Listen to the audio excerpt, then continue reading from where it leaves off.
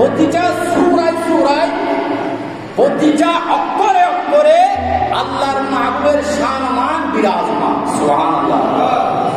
সেই রাসূলের তারিফ প্রশংসা গুণকীর্তন করে কোন পৃথিবীর কোন মানুষ নয় বরং কোন নবী রাসূল শেষ করতে পারবে না।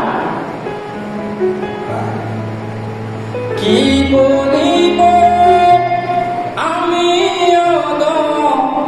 দয়াল নবীর গুণগান, কোরআনেরই পারায় পারায় সূরায় সূরায় তার শান সাল্লাল্লাহু আলা রাসূলিল্লাহ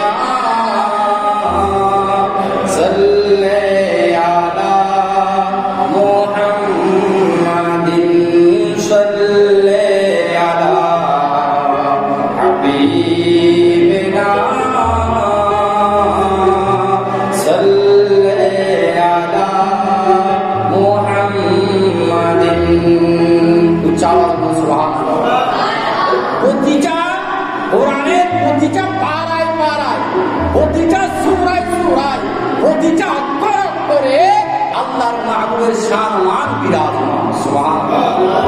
আল্লাহ যেখানে রাসূল সেখানে, রাসূল যেখানে আল্লাহ সেখানে। এটা তো কোরআনের দিকে দেখলাম। আপনি আমি যে কলমা পড়ে ঈমান এনেছি সেই কলমার দিকে একটু করে তাকান, দেখবেন যেখানে আল্লাহ সেখানে রাসূলুল্লাহ। সুবহানাল্লাহ। লা ইলাহা ইল্লাল্লাহু মুহাম্মাদুর রাসূলুল্লাহ সাল্লাল্লাহু আলাইহি ওয়াসাল্লাম। এখানে এই কলমার মধ্যে 24টি হরফ রয়েছে। কয়টি হরফ? 24টি হরফ। 24টি হরফের মধ্যে 12টি হরফ হলো আল্লাহর জন্য, সুবহানাল্লাহ, আর 12টি হলো রাসূলের জন্য।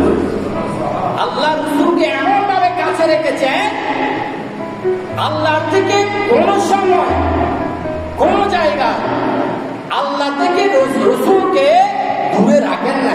সুবহানাল্লাহ।